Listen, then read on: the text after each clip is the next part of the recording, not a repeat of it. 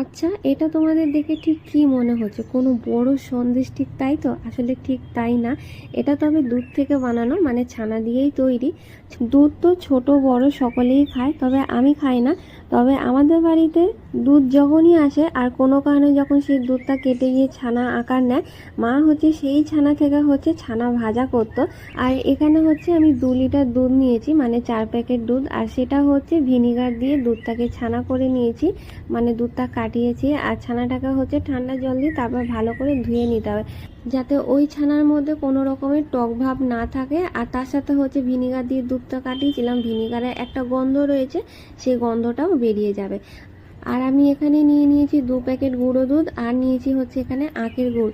তবে এখানে তোমরা চিনিও ব্যবহার করতে পারো, আমার মা চিনি দিয়ে করে, কিন্তু আজ হচ্ছে আমি এখানে আখের গুড়টা নিয়েছি। আর এখানে হচ্ছে ছানাটাকে একটু ভালো করে হাত দিয়ে মেখে নিতে হবে, তবে খুব বেশি না।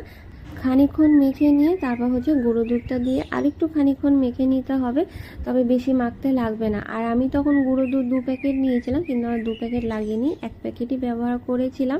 এবার এই গুড়টাকে হালকা আঁচের মধ্যে বসাতে হবে, আর অল্প একটু জল দিলে বেশ গুড়টা গলে যাবে, বেশিক্ষণ সময়ও লাগবে না।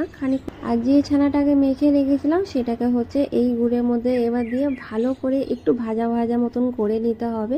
তো ওটা ততক্ষণ হচ্ছে আমি এখানে পিস্তা বাদামটা কেটে নিই, কারণ হচ্ছে একটু পিস্তা বাদামটা দিলে খেতেও ভালো লাগবে আর দেখতেও সুন্দর লাগে।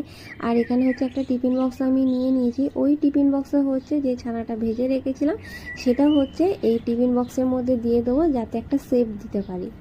আর এই ছানা ভাজাটাকে না একটু ভালো করে চেপে চেপে টিফিন বক্সে একটু বসিয়ে দেবে, যাতেই বসাও না কেন তাহলে হচ্ছে জিনিসটা এক জায়গায় জমাট বাঁধতে সাহায্য করবে।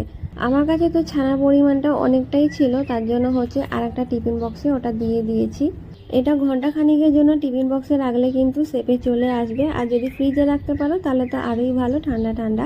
আর এটা দেখতে ঠিক যতটা সুন্দর হয়েছে, খেতে কিন্তু ঠিক ততটাই ভালো হয়েছে। তোমরাও একবার বাড়িতে বানিয়ে দেখো অবশ্যই।